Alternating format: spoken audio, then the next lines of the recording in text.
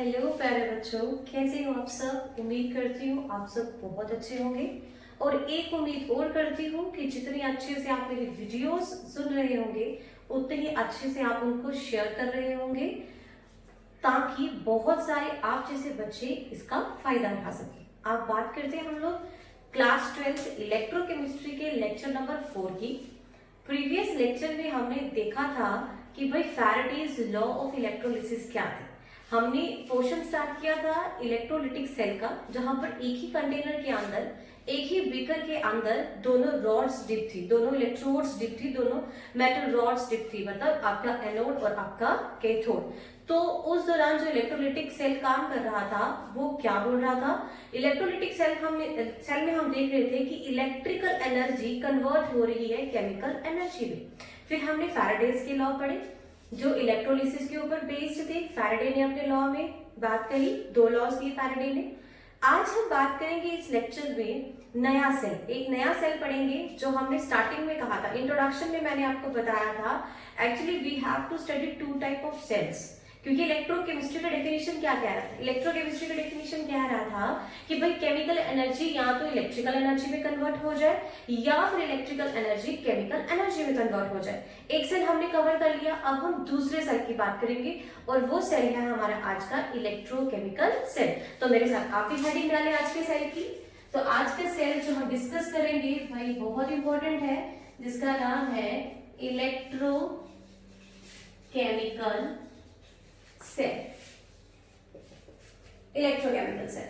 अब electrochemical cell क्या कह रहा है, बोलता है कि एक डिवाइस है। मैं पहले डेफिनेशन दे देती हूँ इसकी। तो इलेक्ट्रोकेमिकल सेल कहता है it is a device, it is a device which converts chemical energy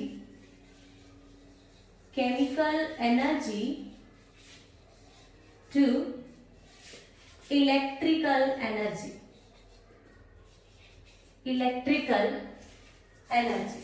भाई केमिकल एनर्जी को किसमें कन्वर्ट कर देता है, केमिकल एनर्जी को कन्वर्ट कर देता है इलेक्ट्रिकल एनर्जी में। तो ये है आपका इलेक्ट्रोकेमिकल सेल जिसमें केमिकल एनर्जी, और केमिकल एनर्जी कौन सी भाई, रिडॉक्स रिएक्शन की। केमिकल एनर्जी मतलब जो हमारा रिडॉक्स रिएक्शन होगा, रिडॉक्स रिएक्शन से हम क्या जनरेट कराएंगे, इलेक्ट्रिकल एनर्जी। तो अब देखते हैं कैसे हो रहा है, क्या हो रहा होगा इस सेल में। अब इस सेल की एक और बात बताती हूँ कि इस सेल को हम जानते हैं, this cell is also known as, this cell is also known as voltic cell or galvanic cell, galvanic cell।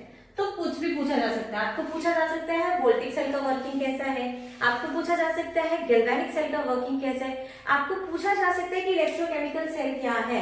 और एक और बात इंपॉर्टेंट है, अगर किसी ने आपको पूछा कि भाई डैनियल सेल क्या है, तो आपने बोला Daniell cell the example of electrochemical cell, voltaic cell और गैल्वेनिक सेल। आज हम वही डैनियल सेल स्टडी करेंगे जो हमें पूरा एक्सप्लेन करेगा कि इलेक्ट्रोकेमिकल सेल एक्चुअली क्या है, किस तरीके से रिडॉक्स रिएक्शन से रिडॉक्स एनर्जी, जो रिडॉक्स रिएक्शन हो रही है वहां से जो केमिकल एनर्जी हमें मिल रही है वो किस में कन्वर्ट हो जाएगी, इलेक्ट्रिकल एनर्जी में। तो ये जो हम पढ़ेंगे आज इलेक्ट्रोकेमिकल सेल, इसकी पूरी वर्किंग को हम समझते हैं एक डायग्राम से, एक सेटअप तैयार करते हैं हम लोग कि इलेक्ट्रोकेमिकल सेल एक्चुअली क्या है। अब इलेक्ट्रोकेमिकल सेल में क्या हो रहा है भाई, इसमें इनडायरेक्ट रिएक्शन होती है, इनडायरेक्ट रिडॉक्स रिएक्शन होती है। अब कैसे, जब इलेक्ट्रोलिटिक सेल किया था वहां पे डायरेक्ट रिएक्शन था। डायरेक्ट रिएक्शन का मतलब क्या होता है कि एक ही बीकर के अंदर आपको दोनों मेटल रॉड्स डिप्ड मिलेंगी।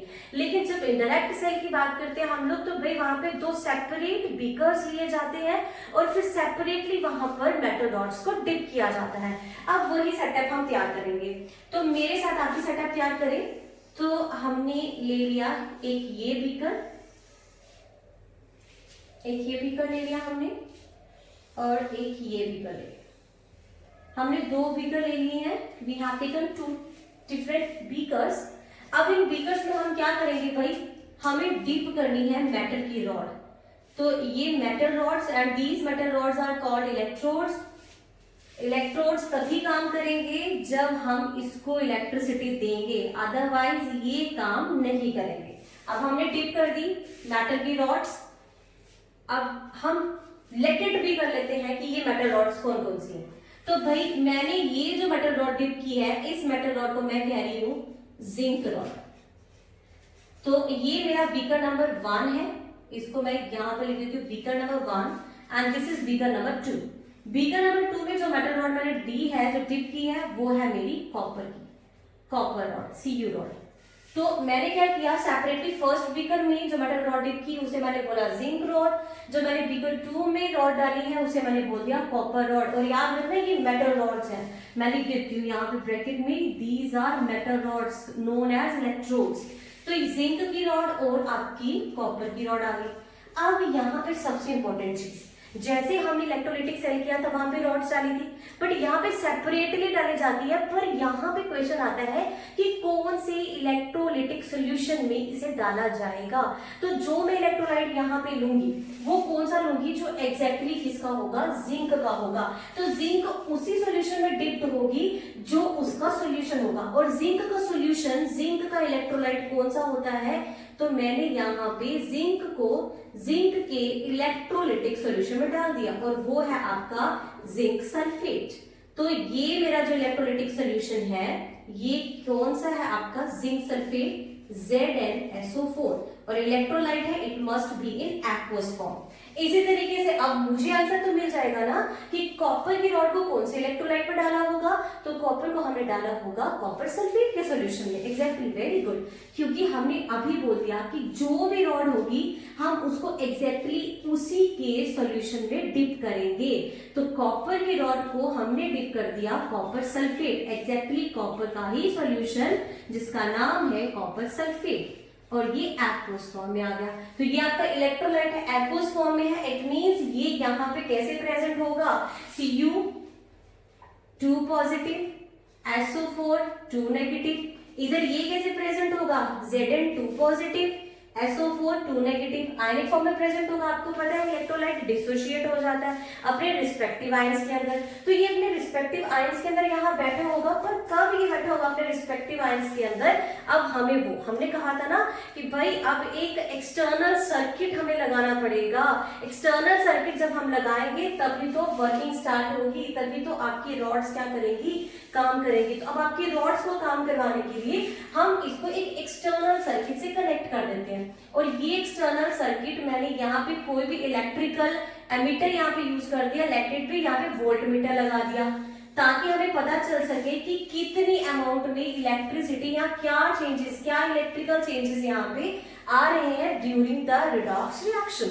जब रिडॉक्स रिएक्शन हो रही होगी तो कौन सा, किस तरह का, कितनी अमाउंट में इलेक्ट्रिकल चेंज आया होगा, क्या डिफ्लेक्शन होगी वोल्ट मीटर के अंदर, तो हमने इसलिए एक एक्सटर्नल सर्किट लगा दिया। तो ये मैंने बोल दिया कि भाई ये आपका एक्सटर्नल सर्किट है। अब ये एक्सटर्नल सर्किट मैं क्यों लिख रही हूँ, क्योंकि ये बाहर की तरफ कनेक्टेड है, ये अंदर की तरफ। क्या इसने दोनों बीकर्स को आपस में कनेक्ट किया है, तो बीकर्स को इसने कनेक्ट नहीं किया है, इसने सिर्फ किसको कनेक्ट किया है, रॉड्स को कनेक्ट किया है। जब इसने रॉड्स को कनेक्ट किया इट मींस ये सर्किट कौन सा होगा, आपका एक्सटर्नल सर्किट होगा। कुछ दूर चल के हम लोग इंटरनल सर्किट भी बनाएंगे, उसकी जरूरत क्या पड़ेगी वो हम 1 बाय 1 कवर करेंगे, बट फिलहाल जो हमारा काम चल रहा है हम उसे देख रहे हैं। तो वैज्ञानिक सेल का ये सुंदर सा सेटअप तैयार हो गया, 2 बीकर्स, उनमें different different rods. First beaker में जिंक रॉड को उसी के सॉल्यूशन में डिप किया जिसका नाम था जिंक सल्फेट, कॉपर की रॉड को उसी के सॉल्यूशन में जिसका नाम है कॉपर सल्फेट।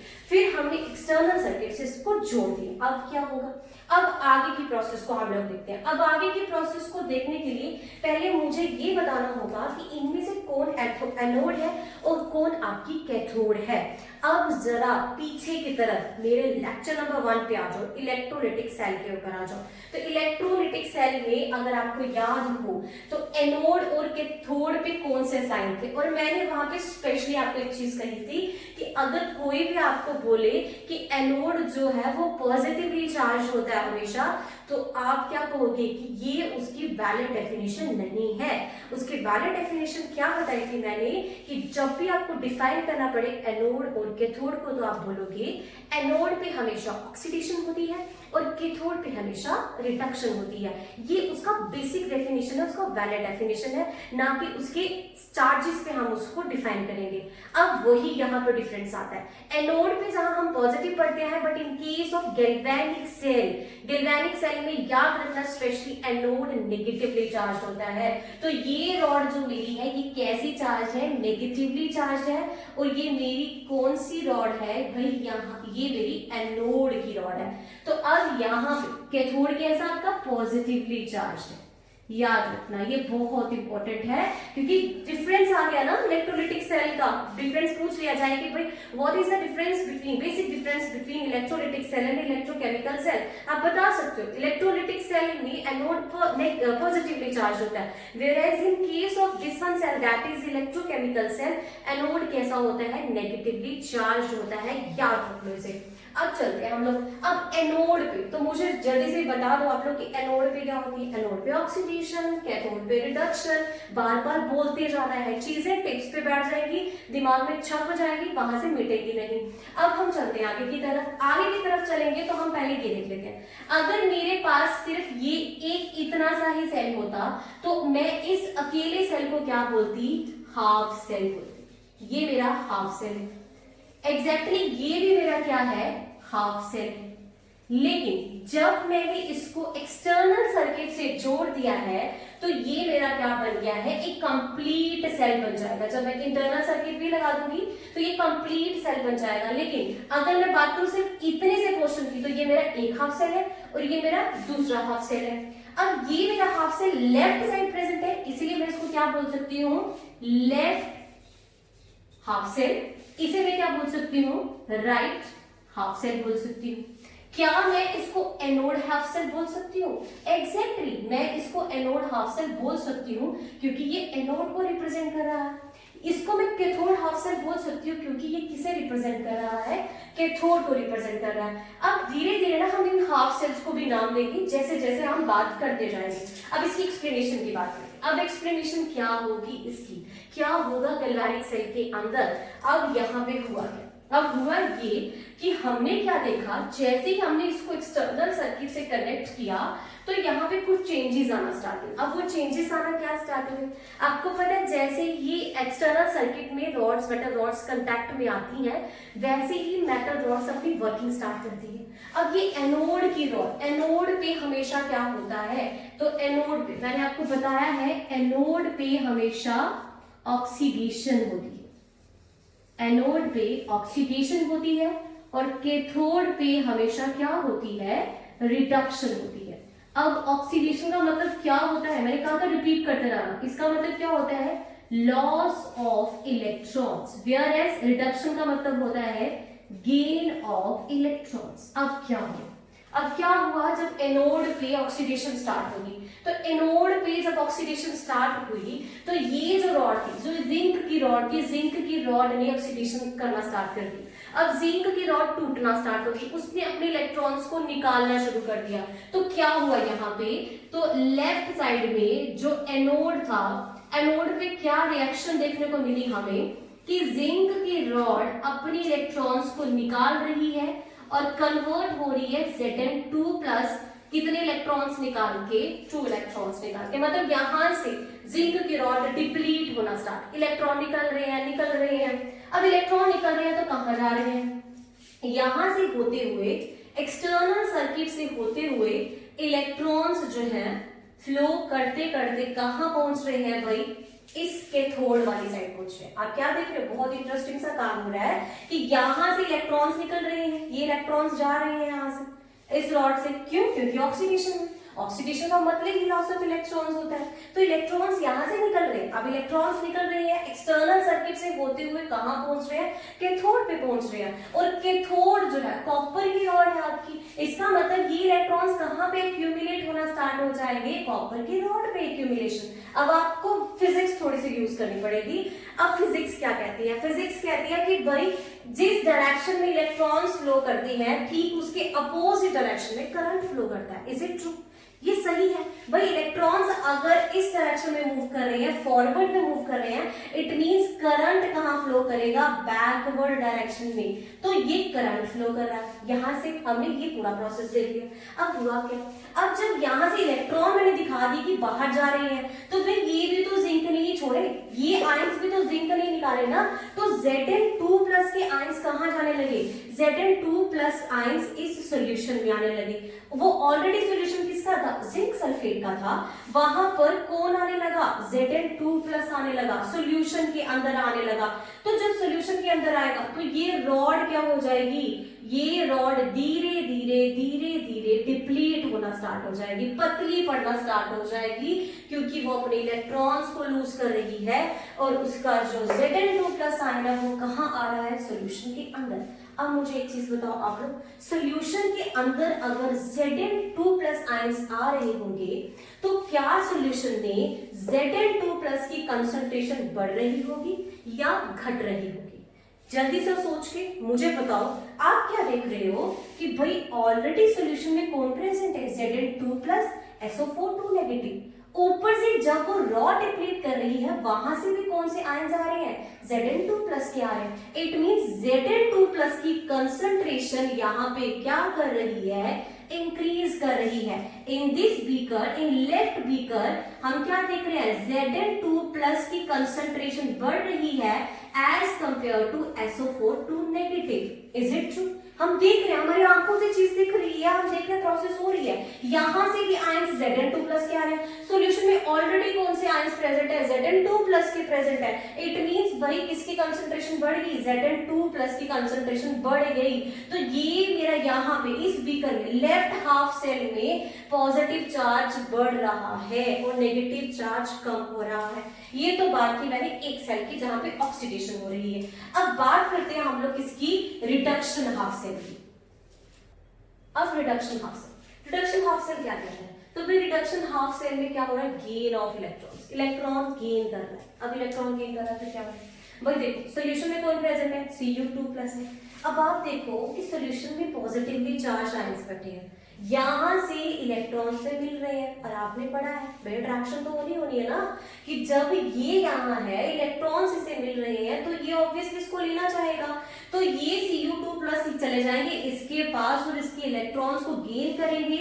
और ये रिएक्शन जो हम देखेंगे ये कहाँ होगी? कैथोड पे होगी। तो कैथोड पे क्या देख रहे हैं हम लोग? Cu2 प्लस के आयंस इलेक्ट्रॉन्स को ले रहे हैं और क्या बना रहे हैं? Cu बना रहे हैं, वो भी किस फॉर्म में? सॉलिड फॉर्म में बना रहे हैं। वही सॉलिड फॉर्म। अब ध्यान रुक जाइए, सॉलिड फॉर्म मींस ये रॉड कौन सी? कॉपर की रॉड। किस फॉर्म में? फिजिकल स्टेट कौन सा? सॉलिड। भाई कॉपर सॉलिड, कॉपर यहाँ पे, इसका मतलब क्या हुआ? और कॉपर बनता जा रहा है, जिसके कारण ये जो रॉड है आपकी, ये रॉड क्या होती जाएगी? मोटी होती जाएगी। क्यों? क्योंकि क्या हो रहा है? इलेक्ट्रॉन यहां से आ रहे हैं, Cu2 प्लस यहां से जा रहे हैं, दोनों मिल रहे हैं, मिलके बना रहे हैं कॉपर। और जब कॉपर पे एक्यूमुलेट करेगा तो ऑब्वियसली उसका वेट क्या कर जाएगा? बढ़ जाएगा। यहाँ क्या हो रहा था? Zn2 प्लस निकल रहे थे जिंक रॉड से, जिंक रॉड टूट रही थी, पतली हो रही थी, लेकिन यहाँ पे Cu बनता जा रहा है, कॉपर बनता जा रहा है। तो कॉपर कहाँ एक्यूमुलेट करेगा? किसके साथ स्टिक करेगा? कॉपर रॉड के साथ करेगा। तो कॉपर रॉड का वेट क्या करेगा? बढ़ता जाएगा। तो यहाँ पे क्या देखा आपने?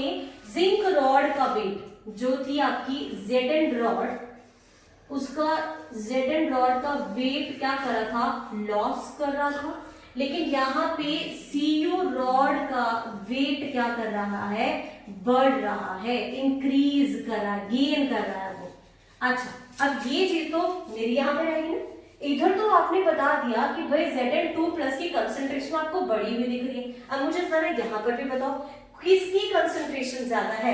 Cu2 प्लस की कंसंट्रेशन है कि SO4 2 माइनस की कंसंट्रेशन है? जल्दी से सोच के बताओ कि सॉल्यूशन के अंदर कौन ज्यादा हो रहा है और कौन कम होता जा रहा है? Exactly, very good. भाई यहाँ पे SO4 2 नेगेटिव बढ़ रहा है। क्यों? क्योंकि Cu2 प्लस तो इलेक्ट्रॉन खा खा के क्या बनाता जा रहा है? Cu बनाता जा रहा है, वो Cu बनाता जा रहा है, मतलब इसकी कंसंट्रेशन डिक्रीज होती जा रही है। जब ये कम होता जाएगा तो बचा कौन पीछे, SO4 2 नेगेटिव, तो उसकी कंसंट्रेशन क्या कर रही है, बढ़ रही है। अब आप क्या देख रहे हो, इस तरफ पॉजिटिव चार्ज बढ़ रहा है, इस तरफ नेगेटिव चार्ज बढ़ रहा है, तो यहाँ पे क्या हो रहा है, इस सॉल्यूशन में, in this solution negative solution है, कह सकते हैं। इसको मैंने क्या कह दिया, ये कौन सा सॉल्यूशन है आपका, पॉजिटिव सॉल्यूशन है। तो ये पॉजिटिव सॉल्यूशन हो गया, ये नेगेटिव सॉल्यूशन हो गया। अब हम क्या करें, अब हमें आगे चलना है थोड़ा सा, पर उससे पहले एक छोटी सी चीज आपको दे देती हूँ, जो ट्रिक है इस सेल का। और वो ट्रिक क्या है इस सेल का, कि अगर कभी हमें भूल जाए इतनी सारी चीजों को याद रखना, छोटी छोटी टर्म्स है, इक्वली इंपॉर्टेंट टर्म्स है, आप कैसे याद रखोगे, आप एक ट्रिक वर्ड यूज कर लेना। और वो ट्रिक क्या है, मैं आपको दे रही हूँ एक वर्ड, LOAN, ये लोन वर्ड आपको याद रखना है। अब ये लोन वर्ड क्या है, तो लोन वर्ड में L का मतलब क्या है, लेफ्ट, O का मतलब क्या है, ऑक्सीडेशन, A का मतलब क्या है, एनोड, और N का मतलब क्या है, नेगेटिव। अब जोड़ो इसे, क्या है, बोलता है लेफ्ट साइड का जो बीकर है, ये वाला लेफ्ट साइड का जो बीकर है, वहां पर क्या है, एनोड है।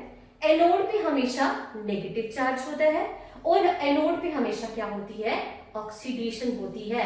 तो मतलब लेफ्ट साइड एनोडिक रिएक्शन होगा, एनोडिक रिएक्शन का मतलब क्या है, ऑक्सीडेशन होगी। और ये एनोडिक रिएक्शन जो हो रही है, ये रॉड कैसी आपकी, नेगेटिवली चार्ज्ड रॉड है। तो अगर आपको ये ट्रिक मिल जाएगा तो आप इजीली इसको कर पाओगे। नहीं तो होगा क्या, एक्चुअली होगा क्या, कई बच्चे कंफ्यूज हो जाएंगे इलेक्ट्रोलाइटिक सेल में और इलेक्ट्रोकेमिकल सेल में। तो हो सकता है वो एनोड को क्या कर दे, वो रख दे उसे पॉजिटिवली चार्ज, क्योंकि उन्होंने इलेक्ट्रोलाइटिक सेल पढ़ा है। लेकिन मैंने कहा कि गैल्वेनिक सेल की सबसे बड़ी खासियत ही क्या थी, कि इसमें एनोड कैसा है, नेगेटिवली चार्ज है। तो अब इसे याद रखना। तो अब हुआ क्या, मैंने ये जो रिएक्शन दी है, ये मैंने कौन सी रिएक्शन दी है, हाफ सेल, इसको मैं बोलूंगी oxidation, oxidation half cell reaction, half cell reaction. ये जो एनोड पे हुई, कैथोड वाली को मैं क्या बोलूंगी भाई, क्योंकि यहाँ रिडक्शन हो रही है इसलिए मैं इसको बोल दूंगी रिडक्शन हाफ सेल। ये रिडक्शन हाफ सेल रिएक्शन जो कहां हो रही, कैथोड साइड। अब जरा मुझे बताओ, राइट हाफ सेल को मैं और कौन सा नाम दे सकती हूँ, तो राइट हाफ सेल को मैं बोल सकती हूँ कैथोड हाफ सेल, मैं इसे बोल सकती हूँ रिडक्शन हाफ सेल।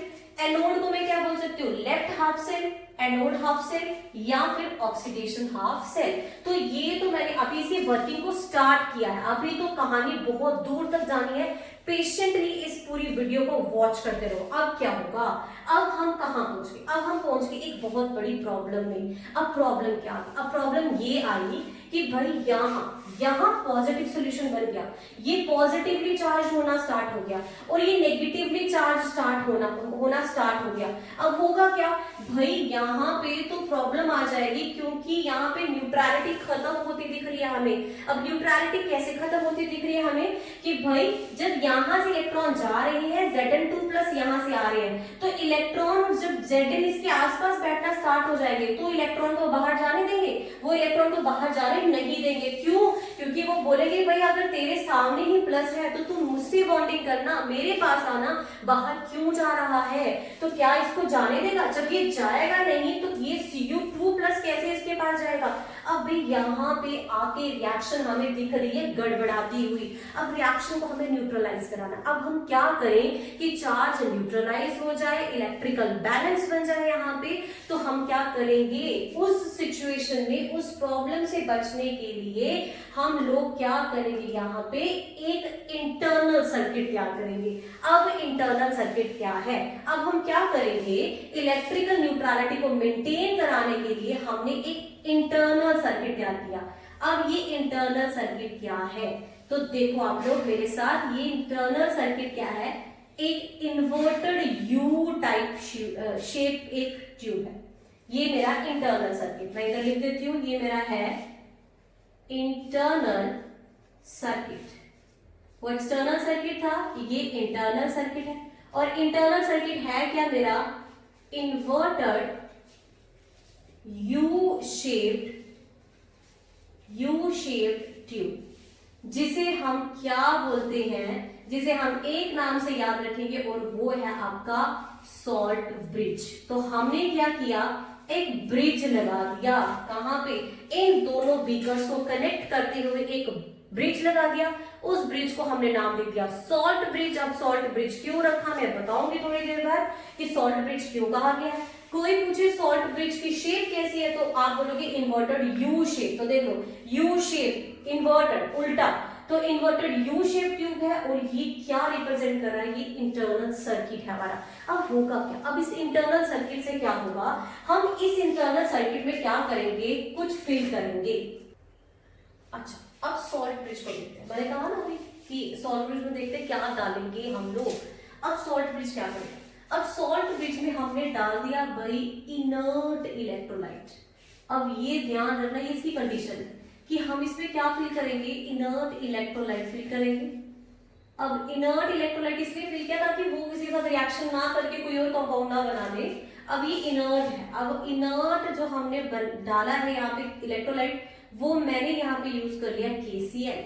अब KCl भाई यहाँ पे एक और चीज, KCl को जो हम लेंगे वो हम लेंगे सेमी लिक्विड फॉर्म में, मतलब जेल फॉर्म में लेंगे। अब इसको जेल फॉर्म में लेने के लिए मैंने KCl को मिक्स कर दिया किसके साथ, अगार अगार पेस्ट के साथ। अब इसके साथ मिक्स करने पर ये किस फॉर्म में आ गया, ये सेमी लिक्विड फॉर्म में आ गया, एक जेल फॉर्म में आ गया, क्योंकि मुझे चाहिए ये जेल फॉर्म में था। अब मैंने नीचे की तरफ क्या कर दिया, यहाँ पे कॉटन प्लग्स लगा दिए। अब ये कॉटन प्लग्स यहाँ लगा दिए। अब क्यों कॉटन प्लग्स मैंने यहाँ लगाए, ताकि ये जो मैंने यहाँ पे नर्ट इलेक्ट्रोलाइट फिल किया है कहीं यही यहाँ पे मिक्स होना स्टार्ट ना हो जाए। मुझे यहाँ से कुछ अपनी पसंद के आयंस को ही मूव कराना है। अब कैसे होगा, अब क्या होगा यहाँ पे, अब वो देखते हैं। अब हुआ क्या, जैसे हमने यहाँ पे इनर्ट इलेक्ट्रोलाइट को फिल किया तो इनर्ट इलेक्ट्रोलाइट में कौन है, सेमी लिक्विड फॉर्म में जब इसे फिल किया तो K प्लस और Cl माइनस है। यहाँ पे प्लस बढ़ रहा था तो न्यूट्रल करने के लिए मुझे क्या चाहिए, माइनस चाहिए। अब माइनस को न्यूट्रल कौन कर सकता है, Cl माइनस। तो होगा क्या, यहां से Cl माइनस के आयंस आना स्टार्ट होंगे। तो ये क्या करेंगे, इस सॉल्यूशन को जो पॉजिटिव हो रहा था उसको न्यूट्रल करना स्टार्ट हो जाएंगे। इसी तरीके से यहाँ माइनस बढ़ रहा था तो इस इनर्ट इलेक्ट्रोलाइट से कौन आएगा, K प्लस के आयंस आएंगे और किसे न्यूट्रल करना स्टार्ट कर देंगे, इस नेगेटिव सॉल्यूशन को स्टार्ट कर देंगे न्यूट्रल करना। तो ये है भाई सॉल्ट ब्रिज की वर्किंग। तो सॉल्ट ब्रिज का बेसिक काम ही क्या है, in order to maintain electrical neutrality of the cell. हमें सेल क्यों क्या हुआ था भाई, टाइम सिचुएशन ऐसी क्रिएट हो गई थी, हमारा सेल वर्किंग ही नहीं कर रहा था। हमें यहाँ दिख, क्योंकि हमने क्या कहा था, यहाँ पे होगा क्या, केमिकल एनर्जी से इलेक्ट्रिकल एनर्जी। जब रिएक्शन ही धीरे धीरे खत्म होना स्टार्ट हो जाएगी, जब वर्किंग ही ठप पड़ना स्टार्ट हो जाएगी, तो आप सोच सकते हो वहां से इलेक्ट्रिसिटी निकलेगी, ये पॉसिबल नहीं है, पर हम चाहते हैं ना उसे बनाना।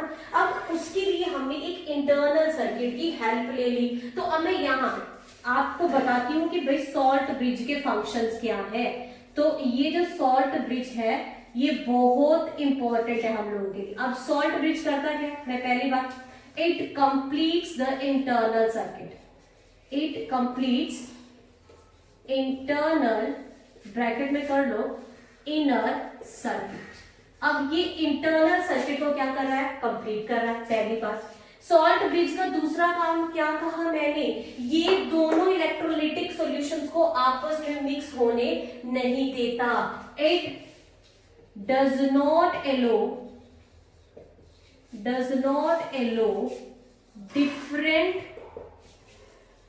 electrolytic solutions to pass। अब इसका इंपॉर्टेंट काम क्या था, ये क्या कर रहा है, इट कंप्लीट्स और it maintains electrical neutrality of the cell, ये सेल की इलेक्ट्रिकल न्यूट्रलिटी को क्या करेगा, मेंटेन करेगा। अब हम देखते हैं इसका एक काम और क्या है, इट रिड्यूसेस जंक्शन पोटेंशियल। अब ये समझ लो आप लोग, जंक्शन पोटेंशियल एक्चुअली फिजिक्स में बड़ी बार हमने कैपेसिटर्स में पढ़ा था। अब हुआ क्या, जब यहाँ पे प्लस बढ़ रहा था, यहाँ पे माइनस बढ़ रहा था, तो आप क्या देख रहे हो, हमारे पास ये बीकर्स थे, दोनों बीकर्स, यहाँ प्लस बढ़ रहा है, यहाँ माइनस बढ़ रहा है, तो ये दोनों लिक्विड्स में जंक्शन पे क्या आ गया, एक बैरियर बनना स्टार्ट हो गया, एक पोटेंशियल क्लियर बनना स्टार्ट हो गया। अब उसी पोटेंशियल बैरियर को रोकने का काम कौन करता है, आपका इंटरनल सर्किट। आपका इंटरनल सर्किट क्या है, सॉल्ट ब्रिज है। तो याद रखना, ये रिड्यूस करता है जंक्शन पोटेंशियल का, जो कब बन रहा था, जब ये इंटरनल सर्किट यहाँ पर नहीं था। तो ये आगे function, important functions of salt bridge. तो जरूरत पड़ने पर, जहां जिसकी जरूरत थी, इधर प्लस बढ़ रहा था तो हमने माइनस को ले लिया, यहाँ माइनस बढ़ रहा था तो हमने प्लस को ले लिया, जिसकी वजह से सेल क्या हो गया, फिर से वर्किंग पोजीशन में आ गया। अब हमें जैसे हमने सॉल्ट ब्रिज को लगा दिया, अब सेल आराम से क्या करेगा, वर्किंग करेगा। अब बहुत इंपॉर्टेंट एक और चीज है सेल को लेके, कि सेल को रिप्रेजेंट कैसे करेंगे, how to represent electrochemical cell. तो representation of the cell, representation of the cell, how to represent electrochemical cell, इसके लिए भी मैं आपको एक ट्रिक दे रही हूँ। और वो क्या भाई, छोटी क्लास में जब बच्चा आता है तो सबसे पहले उसे सिखाई जाती है एबीसी। हम ये बोलते हैं ना, क्या तेरे को एबीसी आती है, तो मैं एग्जैक्टली आपको बोलती हूँ, क्या आपको एबीसी आती है? अगर नहीं आती है तो मेरे साथ सीख लो, क्योंकि आज हमें हेल्प कौन करेगा, यही एबीसी हेल्प करेगी। अब एबीसी क्या है, तो यहाँ पे ए फॉर एप्पल नहीं है, बी फॉर बॉल नहीं है, सी फॉर कैट नहीं है, यहाँ पे ए किसके लिए स्टैंड करता है, एक्चुअली ए represents anode, B represents actually double line separation के लिए एनोड, और C stands for कैथोड। अब बोलोगे आप ये B क्या था, B, तो B का मतलब ये डबल लाइन था। एक्चुअली B का मतलब क्या है, ये डबल लाइन किसे रिप्रेजेंट करती है, सॉल्ट ब्रिज को। डबल लाइन किसे रिप्रेजेंट कर रही है, सॉल्ट ब्रिज को। तो A का मतलब आ गया एनोड, B का मतलब आ गया कैथोड, C का मतलब आ गया कैथोड, और B का मतलब क्या आ गया, ब्रिज। और कौन सा ब्रिज आपका, सॉल्ट ब्रिज। तो A B C। अब रिएक्शन, अब सेल की पूरी सेल की रिप्रेजेंटेशन हमें लिखनी है। कैसे लिखनी है, इन दोनों रिएक्शंस को यूज करके। अब देखिए क्या हुआ, ये Zn था, Zn किस में कन्वर्ट हो रहा है, Zn2+ में। मतलब ये आपका सॉलिड फॉर्म और ये एक्वस फॉर्म, दो फिजिकल स्टेट्स को हमें क्या करना है, वेरिएशन दिखानी है उसमें। तो हम क्या करें, एनोड साइड पे होती है ऑक्सीडेशन, तो वो क्या रहा था, Zn कन्वर्ट हो रहा है Zn2+ में। तो सॉलिड और ये एक्वस, दो फिजिकल स्टेट्स को हम कैसे डिफरेंस करेंगे, by putting a single line. यहाँ पे एक सिंगल लाइन का मतलब क्या है कि एक की फिजिकल स्टेट अलग है और दूसरे की फिजिकल स्टेट अलग है, पर ये किसको दिखा रहा है, एनोडिक रिएक्शन को दिखा रहा है। एनोड पे हो रही है ऑक्सीडेशन। अब चलते हैं हम आगे की तरफ, डबल लाइन का मतलब सॉल्ट ब्रिज से सेपरेट आउट हो रही है। अब सॉल्ट ब्रिज की दूसरी तरफ जो कैथोड है वो क्या है आपका, ये कॉपर वाली रॉड। तो Cu2+ किसमें कन्वर्ट हो रहा था, Cu में कन्वर्ट हो रहा है। तो कैसे लिखेंगे इसे हम लोग, Cu2+ सिंगल लाइन, क्यों, क्योंकि एक्वस से सॉलिड स्टेट में कन्वर्ट हो रहा है। तो ये हो गया आपका कैथोड वाली साइड रिएक्शन, और कैथोड पे होती है रिडक्शन का मतलब, रिडक्शन बोले तो गेन ऑफ इलेक्ट्रॉन्स। तो ये है आपका इलेक्ट्रोकेमिकल सेल। नेक्स्ट वीडियो में हम करेंगे इलेक्ट्रोकेमिकल सेल से कुछ प्रॉब्लम्स, और नया टॉपिक स्टार्ट करेंगे हम लोग, इलेक्ट्रोड पोटेंशियल। और इलेक्ट्रोड पोटेंशियल कहाँ काम आएगा भाई, हमें ईएमएफ ऑफ द सेल जब कैलकुलेट करना होगा तब हम यूज करेंगे इलेक्ट्रोड पोटेंशियल।